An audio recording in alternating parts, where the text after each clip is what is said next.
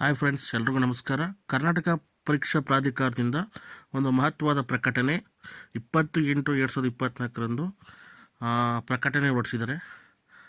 ಏನಪ್ಪ ಅದು ಅಂದರೆ, ಕರ್ನಾಟಕ ಸರ್ಕಾರ ಕಂದಾಯ ಇಲಾಖೆಯಿಂದ ವಿಲೇಜ್ ಅಕೌಂಟೆಂಟ್ ಆಫೀಸರ್ ಹುದ್ದೆಗಳಿಗೆ ನೇಮಕಾತಿ ಕರೆದಿದ್ರು. ಅದು ನಿಮಗೆಲ್ಲ ಗೊತ್ತೇ ಇದೆ. ಸೊ ಅದರದ್ದು ದಿನಾಂಕ 29/9/2024 ಅಂದರೆ ಸೆಪ್ಟೆಂಬರ್ 29ಕ್ಕೆ ಕನ್ನಡ ಪರೀಕ್ಷೆಯನ್ನು ನಡೆಸಲು ಕರ್ನಾಟಕ ಪರೀಕ್ಷಾ ಪ್ರಾಧಿಕಾರ ವೇಳಾಪಟ್ಟಿಯನ್ನು ಆಲ್ರೆಡಿ ವೆಬ್ಸೈಟಲ್ಲೇ ಬಿಟ್ಟಿದ್ದಾರೆ. ಸೊ ಇದೇನಪ್ಪ ಇಂಪಾರ್ಟೆಂಟ್ ಅಂತಂದರೆ, ಒಟ್ಟು 150 ಅಂಕಗಳಿಗೆ ಕನಿಷ್ಠ 50 ಅಂಕಗಳನ್ನ ಕಳಿಸುವುದು ಎಲಿಜಿಬಿಲಿಟಿಗೆ ಕಡ್ಡಾಯವಾಗಿರುತ್ತೆ. ಸೊ ಎರಡನೇ ನೋಡೋಣ. ಗ್ರಾಮ ಆಡಳಿತ ಅಧಿಕಾರಿ ಹುದ್ದೆಗಳಿಗೆ ಅರ್ಜಿ ಸಲ್ಲಿಸಿ ಶುಲ್ಕ ಪಾವತಿಸಿರುವ ಎಲ್ಲ ಅಭ್ಯರ್ಥಿಗಳು ಕಡ್ಡಾಯ ಕನ್ನಡ ಭಾಷೆ ಪರೀಕ್ಷೆಗೆ ಪ್ರವೇಶ ಪತ್ರವನ್ನು ಡೌನ್ಲೋಡ್ ಮಾಡಿಕೊಂಡು ತಪ್ಪದೇ ಪರೀಕ್ಷೆಗೆ ಹಾಜರಾಗತಕ್ಕದ್ದು. ಕಡ್ಡಾಯ ಕನ್ನಡ ಭಾಷೆ ಪರೀಕ್ಷೆಗೆ ಹಾಜರಾಗಿ ಅರ್ಹರಾಗುವ ಅಭ್ಯರ್ಥಿಗಳಿಗೆ ಮಾತ್ರ ಸ್ಪರ್ಧಾತ್ಮಕ ಪರೀಕ್ಷೆಗೆ ಅವಕಾಶ ನೀಡಲಾಗುವುದು.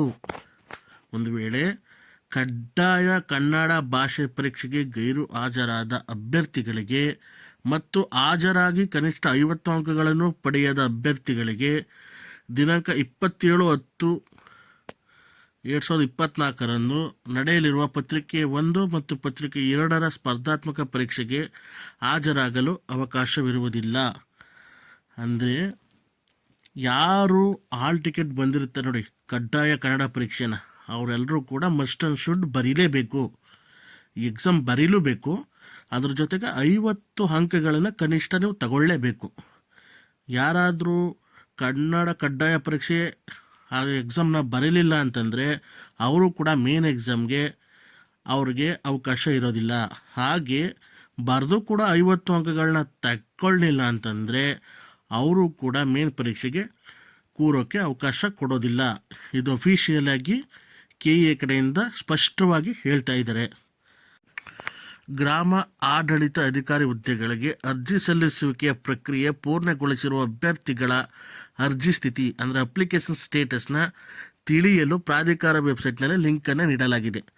ಸೊ ಒಂದು ಅಪ್ಲಿಕೇಶನ್ ಸ್ಟೇಟಸ್ನ ಹೇಗೆ ನಮ್ಮ ಅಪ್ಲಿಕೇಶನ್ ಸ್ಟೇಟಸ್ ಚೆಕ್ ಮಾಡ್ಕೊಳ್ಳೋದು ಅಂತ ಒಂದು ಲಿಂಕ್ ಬಿಟ್ಟಿದ್ದಾರೆ. ಸೊ ಅದನ್ನು ಹೇಗೆ ಚೆಕ್ ಮಾಡ್ಕೊಳ್ಳೋದು ಅಂತ ಈಗ ಬನ್ನಿ ಸ್ಟೆಪ್ ಬೈ ಸ್ಟೆಪ್ ತೋರಿಸ್ತೀನಿ ನಿಮಗೆ. ಮೊದಲಿಗೆ ಗೂಗಲ್ಗೆ ಹೋಗಿ KE ವೆಬ್ಸೈಟ್ಗೆ ಹೋಗಿ, ನೆಕ್ಸ್ಟು ನೇಮಕಾತಿ ಮೇಲೆ ಕ್ಲಿಕ್ ಮಾಡಿ, ಆಮೇಲೆ ಗ್ರಾಮ ಆಡಳಿತಾಧಿಕಾರಿ ಮೇಲೆ ಕ್ಲಿಕ್ ಮಾಡಿ.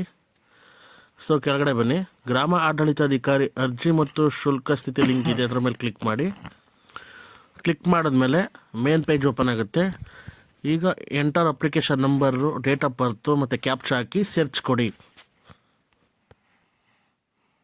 ಈಗ ನಿಮ್ಮ ಎಲ್ಲ ಅಪ್ಲಿಕೇಶನ್ ಸ್ಟೇಟಸ್ ಡೇಟಾ ಓಪನ್ ಆಗುತ್ತೆ ನೋಡಿ. ಅಪ್ಲಿಕೇಶನ್ ನಂಬರು ಮೊದಲನೇದಾಗಿ, ಕ್ಯಾಂಡಿಡೇಟ್ ನೇಮು, ಹಾಗೆ ಫಾದರ್ ನೇಮು ಮತ್ತು ಮದರ್ ನೇಮು, ಹಾಗೆ ನಿಮ್ಮ ಡೇಟ್ ಆಫ್ ಬರ್ತು ಮತ್ತು ಎಕ್ಸಾಮ್ ಡಿಸ್ಟಿಕ್ಕು, ಹಾಗೆ ಎಲ್ಲಕ್ಕಿಂತ ಇಂಪಾರ್ಟೆಂಟಾಗಿ ಪೇಮೆಂಟ್ ಟ್ರಾನ್ಸಾಕ್ಷನ್ ಸ್ಟೇಟಸ್.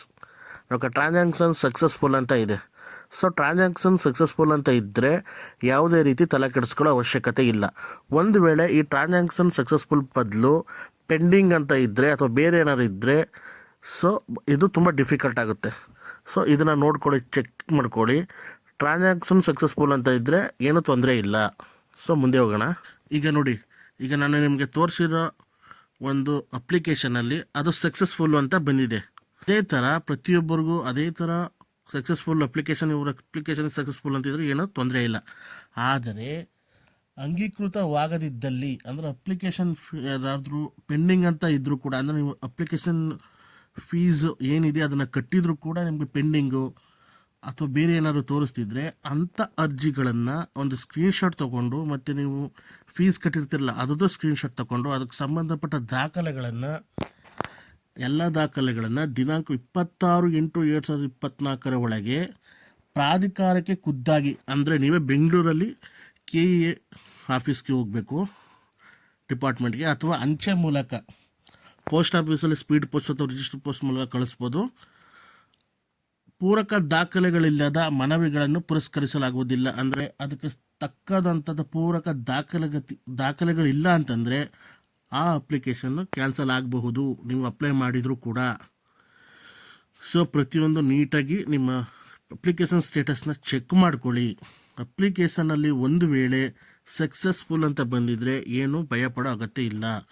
ಒಂದು ವೇಳೆ ಪೆಂಡಿಂಗ್ ಅಂತಿದ್ದರೆ ನೀವು ಈ ಡೇಟ್ ಒಳಗಡೆ ಸಂಬಂಧಪಟ್ಟ ದಾಖಲಾತಿ ಎಲ್ಲನೂ ಸರಿ ಮಾಡಿಕೊಂಡು ನೀವು ಬೆಂಗಳೂರಿನ ಹತ್ತಿರ ಊರಿನವರಾಗಿದ್ದರೆ ನೀವು ಖುದ್ದಾಗಿ ಡಿಪಾರ್ಟ್ಮೆಂಟ್ಗೆ ಹೋಗೋದೇ ಬೆಸ್ಟು. ಅಥವಾ ದೂರ ನಮ್ಮ ಕೈಲಾಗಲ್ಲ ಅಂದವರು ಅಂಚೆ ಮೂಲಕ ನಿಮ್ಮ ಡೀಟೇಲ್ಸ್ನೆಲ್ಲ ಅಲ್ಲಿಗೆ ಸೆಂಡ್ ಮಾಡಬಹುದು. 26/8/2024 ಒಳಗೆ ನೀವು ಇದನ್ನು ಸಾಲ್ವ್ ಮಾಡ್ಕೊಳ್ಳಿ. ಸೊ ಕೊನೆಯದಾಗಿ ಏನಪ್ಪ ಅಂತಂದರೆ, ಇದು ಈಸಿಯಾಗಿ ಹೇಳಬೇಕು ಅಂದರೆ, ದಿನಾಂಕ 29/9/2024 ಅಂದರೆ ಏನು ಸೆಪ್ಟೆಂಬರ್ 9ನೇ ತಾರೀಕರಂದು ನಡೆಯುವ ಕಡ್ಡಾಯ ಕನ್ನಡ ಪರೀಕ್ಷೆಗೆ ಯಾರ್ಯಾರು ವಿಲೇಜ್ ಅಕೌಂಟೆಂಟ್ಗೆ ಅರ್ಜಿ ಸಲ್ಲಿಸ್ತಿರ್ತಾರೋ ಅವರೆಲ್ಲರೂ ಕೂಡ ಯಾರ್ಯಾರಿಗೆ ಹಾಲ್ ಟಿಕೆಟ್ ಬಂದಿರುತ್ತೋ ಅದರಲ್ಲಿ ಯಾರ್ಯಾರಿಗೆ ಕನ್ನಡ ಎಕ್ಸಾಮ್ ಅಂತ ಮೆನ್ಷನ್ ಮಾಡಿರ್ತಾರೋ ಅವರೆಲ್ಲ ಎಕ್ಸಾಮನ್ನು ಬರೀಲೇಬೇಕು. ಇದು ನಂಬರ್ 1. ಆ ಎಕ್ಸಾಮಲ್ಲಿ 150 ಅಂಕಗಳಿಗೆ 50 ಅಂಕಗಳನ್ನು ಪಡೆದು ಪಾಸ್ ಆಗಲೇಬೇಕು. ಇದು ಮಸ್ಟ್ ಆ್ಯಂಡ್ ಶುಡ್. ಇನ್ನೊಂದೇನಪ್ಪ ಅಂದರೆ, ನಾವು ಕನ್ನಡ ಎಕ್ಸಾಮ್ನ ಬರೆಯಲ್ಲ, ಡೈರೆಕ್ಟು ವಿಲೇಜ್ ಅಕೌಂಟೆಂಟ್ ಮೇನ್ ಪರೀಕ್ಷೆನೇ ಬರ್ಕೋತೀವಿ, ಪತ್ರಿಕೆ 1 ಪತ್ರಿಕೆ 2 ಅಂತಂದರೆ ಅದು ಸಾಧ್ಯವಿಲ್ಲ. ಕನ್ನಡ ಪರೀಕ್ಷೆ ಬರೆದು ಪಾಸ್ ಆಗಿದ್ದರೆ ಮಾತ್ರ ನಿಮಗೆ ವಿಲೇಜ್ ಅಕೌಂಟೆಂಟ್ ಮೇನ್ ಪರೀಕ್ಷೆ ಬರೆಯೋಕ್ಕೆ, ಅಂದರೆ ಅಕ್ಟೋಬರ್ 27ರಂದು ಏನು ಮೇನ್ ಪರೀಕ್ಷೆ ಇದೆ ನೋಡಿ, ಆ ಪರೀಕ್ಷೆ ಬರೆಯೋಕ್ಕೆ ಮಾತ್ರ ಅವಕಾಶ ಇರುತ್ತೆ. ಅದರ್ವೈಸ್ ನಿಮಗೆ ಅವಕಾಶ ನೀಡೋದಿಲ್ಲ.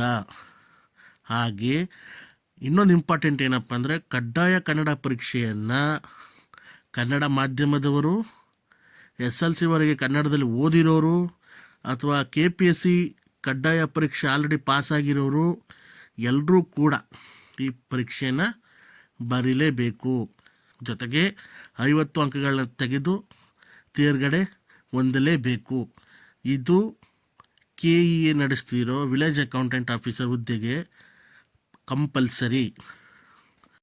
ಸೊ ಆದ್ದರಿಂದ ಎಲ್ಲರೂ ಇನ್ನೂ 2 ಸತಿ ಕ್ರಾಸ್ ಚೆಕ್ ಮಾಡ್ಕೊಳ್ಳಿ, ನಿಮ್ಗೆ ಏನೇನು ಡೌಟು ಏನಿದೆ ಅಂತ. ಸೊ ಏನೇ ಡೌಟ್ ಇದ್ದರೂ ಕಾಮೆಂಟ್ ಮೂಲಕ ತಿಳಿಸಿ, ಸಾಧ್ಯವಾದದ್ರ ಬಗ್ಗೆ ವೀಡಿಯೋಗಳನ್ನ ಮಾಡ್ತೀನಿ. ಹಾಗೆ ಇದೇ ಥರ ವೀಡಿಯೋಗಳಿಗೆ ಅಥವಾ ಇನ್ಫಾರ್ಮೇಷನ್ಗೆ ನಮ್ಮ ಚಾನಲ್ನ ಸಬ್ಸ್ಕ್ರೈಬ್ ಮಾಡ್ಕೊಳ್ಳಿ, ಫಾಲೋ ಮಾಡಿ. ಹೀಗೆ ಯಾರಿಗಾರು ಡೌಟ್ ಇದೆ ಅಂಥವ್ರಿಗೂ ಕೂಡ ಈ ವಿಡಿಯೋನ ಶೇರ್ ಮಾಡಿ. Thanks for watching. ಹೀಗೆ ಸಪೋರ್ಟ್ ಮಾಡ್ತಾಯಿರಿ.